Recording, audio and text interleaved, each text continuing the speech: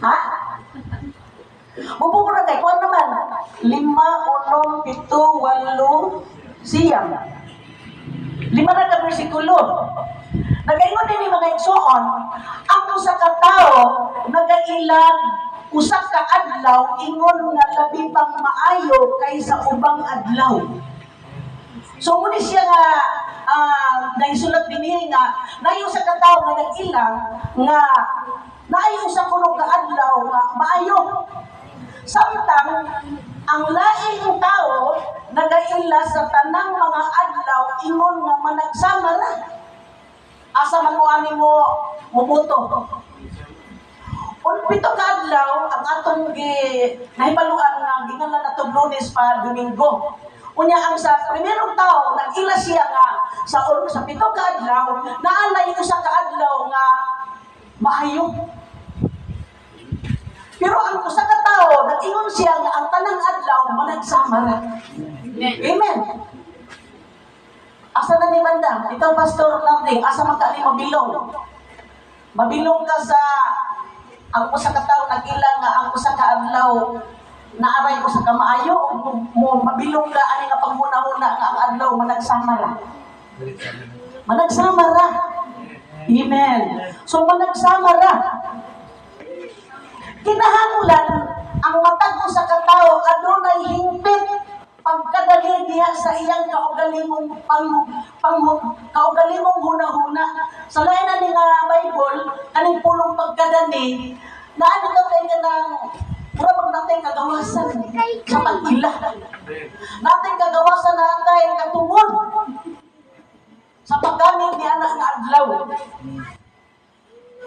Noy asayes ang magbantay og adlaw, magabantay niini sa pagpasidungog sa Ginoo. Kung siya usab nga nagakaon, mabalik ko na ko ha. Kung kita ko na magabantay ta sa usa ka adlaw o sa tanang adlaw, natay pinasahi nga atong napasidunggan ang Ginoo. So usaon man nato pagpasidungog? Kaning atong panagatigom mo sa ning atong ipasidunggan ang Ginoo. Ay sa lain bang term sa atong gikamit karon, anniversary ni mga pagpasalamat ni diha sa pag-alagad sa Ginoo nga nakaabutan ining pagtulog tuig dinhi nga simbahan. Sa lain aning termino nga gigamit pista sa mga barangay. Amen. Pista sa barangay. So, hinungdan mga igsoon na atay mga pinasahi nga panagkatigom kay dili man managsama ang atong mga aksyon samtang atong gipasalamatan ang Ginoo. Amen. Ug siya usab nga nagakaon sa pagpasidungog sa Ginoo. Saklit nagapasalamat man siya sa Dios. Ug siya wala magkaon ug magpasidungog sa Ginoo ug nagpasalamat sa Dios. Magkaon man kuno tag wala magpasalamat sa Ginoo. Amen. Nagkaon man tag mga material nga mga pagkaon, magpasalamat sa Ginoo. Nagkaon man tag karon sa pulong sa Ginoo, magpasalamat ka sa Ginoo. Siyempre, walay usa ka nato nga nagmabuhi alang sa usa ka tawo. Alang siya usa ka iyang kaugalingon.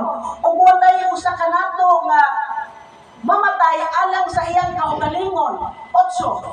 Kung kita adili pa ta mga 8-7 pata. Wala na usa ka tawo nga magpakamatay siyang kaugalingon nga walay purpose. Amen. No? Pero kung atong imaginon mga idyo, unay pinasahit. Samtang hingari ang atong Ginoo, na dito na siya sa trono sa Diyos, gipaambat niya ang iyang anak, aron dupahan niya ang kamatayon, gidawat niya ang kamatayon para sa tanan. No? Wala yung makasama sa atong Ginoo. Kita grabe na itong makalikay, grabe na itong makakliber. Glory to God, kawalay tao, di kaya sa kakayahan sa Diyos. Nga ang tanang katawan sa kalibutan, iyang gidala, iyang ipakamatyan, ang iyang pagkamatay na ay purpose. O ka na nga purpose mo igsoon, dili ka itong sayangon. O ang pagkamatay sa Ginoo, dili ingon nga, nagpagkamatay siya sa usalang katao. Kung tao kanining kalibutan na karon usa kang kalambigit sa pagpakamatay sa Ginoo.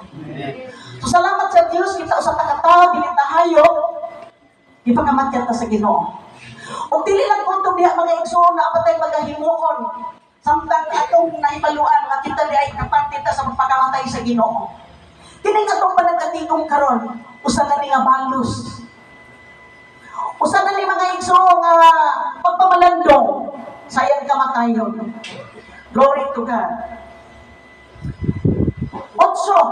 Kung kita mabuhi, nabuhi kita alang sa Ginoo. O kung kita mamatay kita alang sa Ginoo. Sa ingon ni Ana, mabuhi kita o mamatay, iya kita sa Ginoo. Ay alang ni ining maong tuyo ni Kristo, namatay o nabuhi pag-usab. Aron mahimo siyang Ginoo sa mga patay o sa mga buhi. Amen.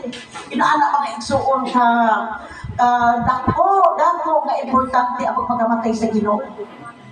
Mabuhi man ta o mamatay mga igsuon, di kinahanglan sa Dios. Makanunay ta magpasakop sa iyahang